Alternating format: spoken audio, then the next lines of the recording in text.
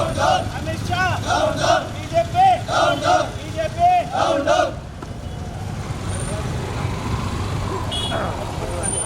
అంటరానితనాన్ని ప్రేరేపిస్తున్న BJP సర్కార్, అంటరానితనాన్ని ప్రేరేపిస్తున్న Modi Shah, Modi BJP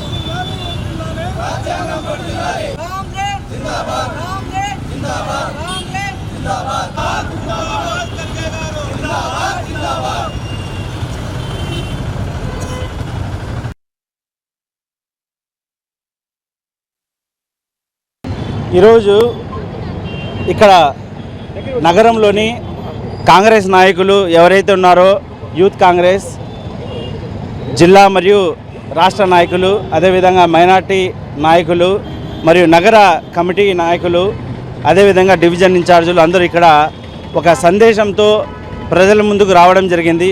అదేంట్రా అంటే ఈ నెల 8వ తేదీ ఏదైతే రామ్లీలా మైదాన్ ఉత్తరాఖండ్లో ఒక కార్యక్రమంలో మా జాతీయ నాయకుడు మల్లికార్జున ఖర్గే గారు పాల్గొనడం జరిగింది.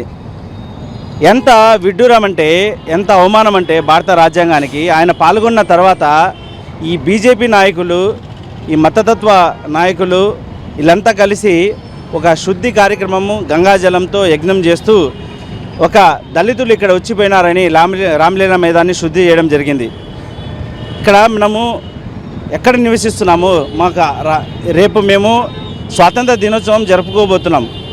బిఆర్ అంబేద్కర్ గారు రాసిన రాజ్యాంగం ప్రకారము మన దేశము ఇన్ని సంవత్సరాలైనా స్వాతంత్రం వచ్చి ఇంకా ఆ మూఢనమ్మకాలు, ఆ మతాలకు విరుద్ధంగా దళితులకు వాళ్ళ హక్కులు రాకుండా ఒక దేశ నాయకుడు వస్తేనే ఒక దళితుడని శుద్ధి కార్యక్రమం చేయడం ఎంత అవమానం, మన దేశానికి ఎంత అవమానం ఇది.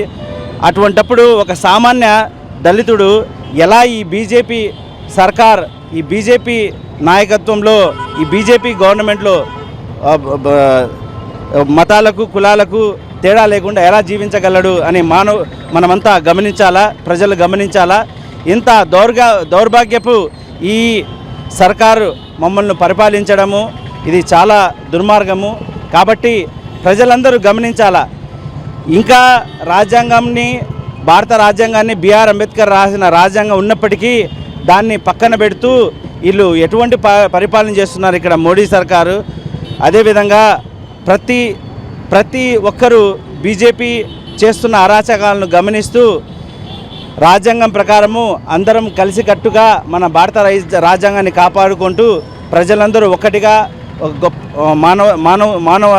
మానవత్వానికి మానవతా విలువలకు ప్రోత్సహిస్తూ ఈ అంటరానితనాన్ని ప్రోత్సహిస్తున్న బీజేపీని తొక్కాలని రాబోయే ఎలక్షన్స్లో, ఏ ఎలక్షన్స్ అయినప్పటికీ వీళ్లకు ఎప్పటికి కూడా ప్రజలకు పాలించే ఎటువంటి హక్కు ఇవ్వకూడదని ఓటుదారులందరికీ, ప్రజలందరికీ మరీ విన్నపించుకుంటున్నాను.